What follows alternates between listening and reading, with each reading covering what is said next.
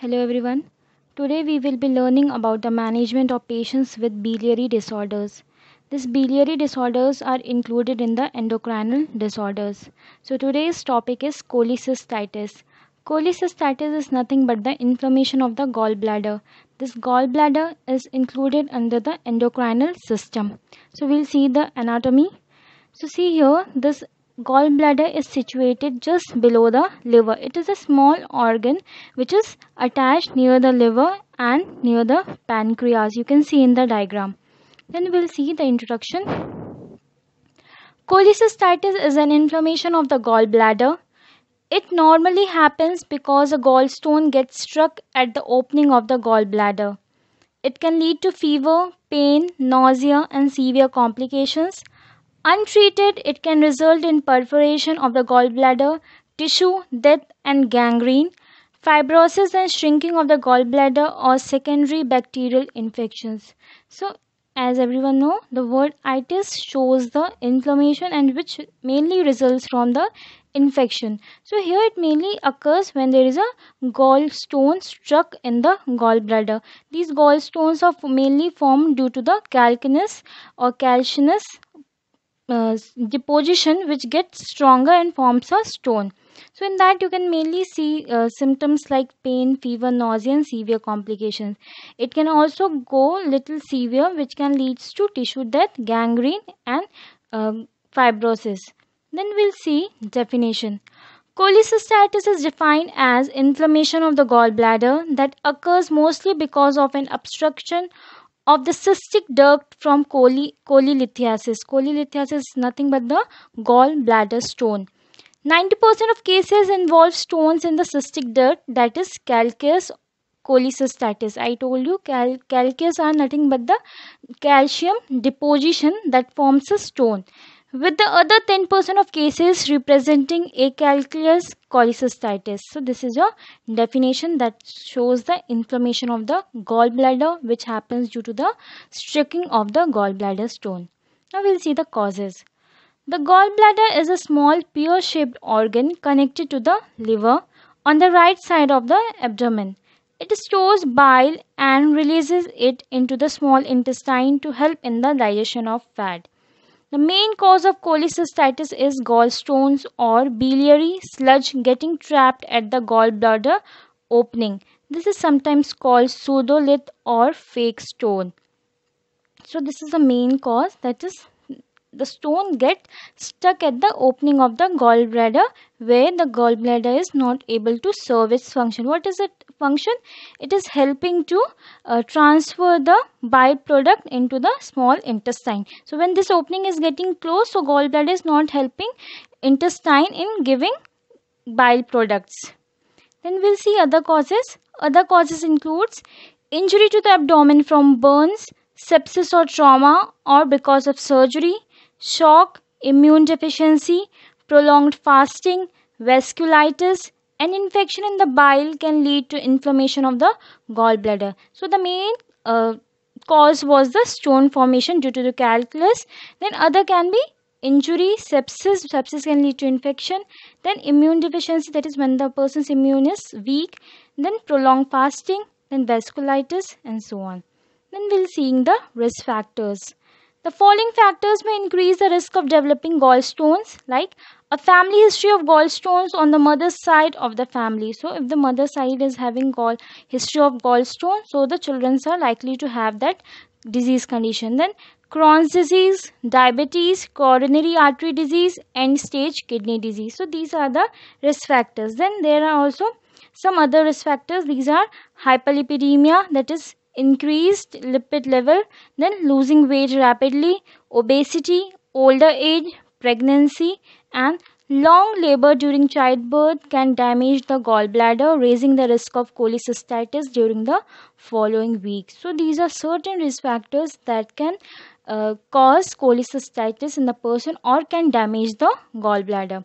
Now we'll see the symptoms, how the person can notice or doctor can find out whether the person is having cholecystitis.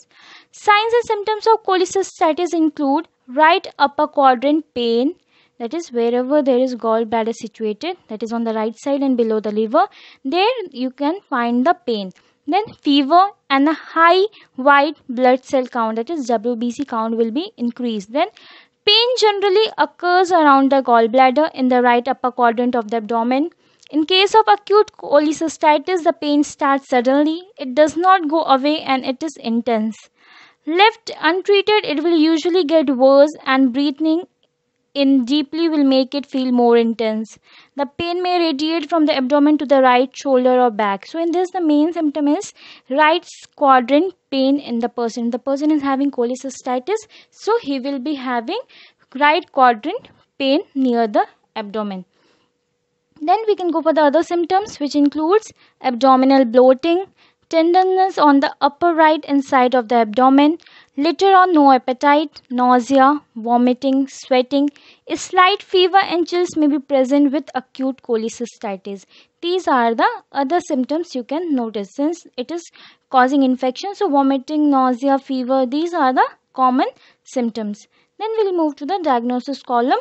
So a doctor will normally ask if a patient has a history of cholecystitis because it often reoccurs. Then a physical examination will reveal how tender the gallbladder is. So doctor will go for the history collection because it is reoccurring. So patient may have before history, past history. So doctor will ask for the past history. Then we can go for the physical examination where we can find the pain in the right quadrant near the abdomen, and you can see the tenderness that will prove the diagnosis.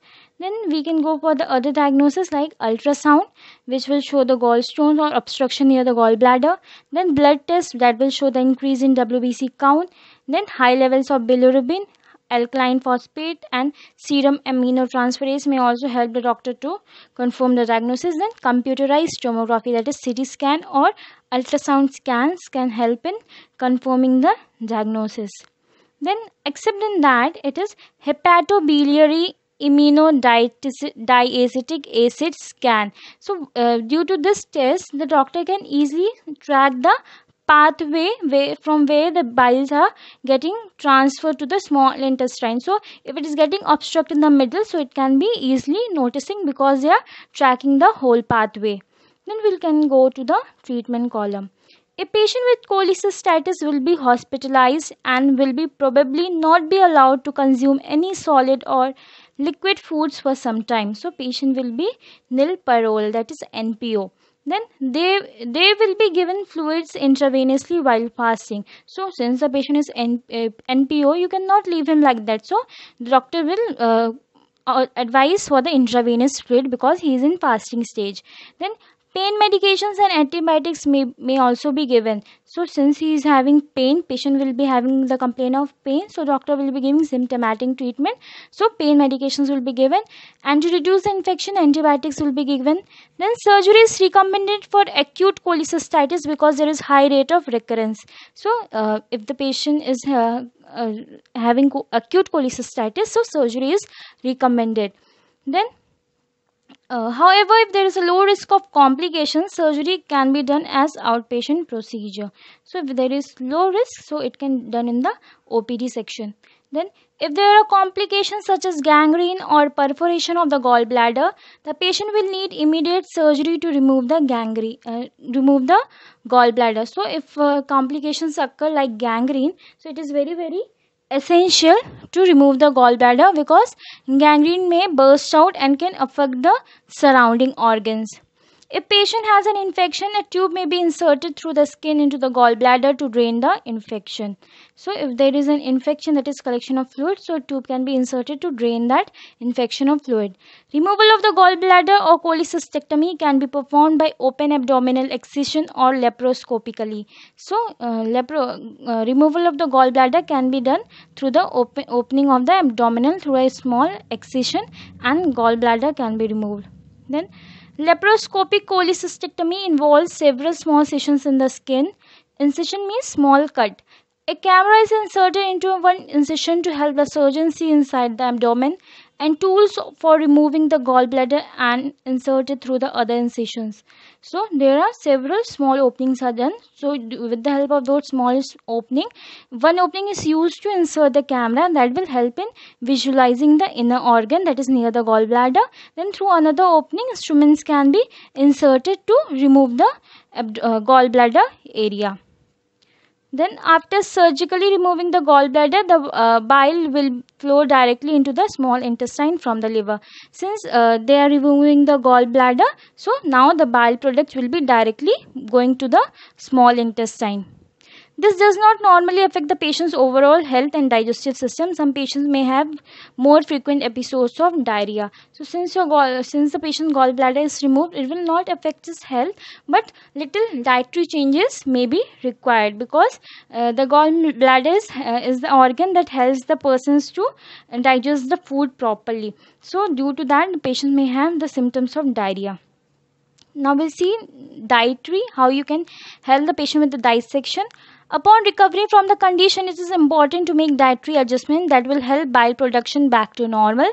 Be sure to eat small meals more frequently and avoid large servings or portions. So in dietary changes, the person should try to take small portion of diet instead of taking large meals.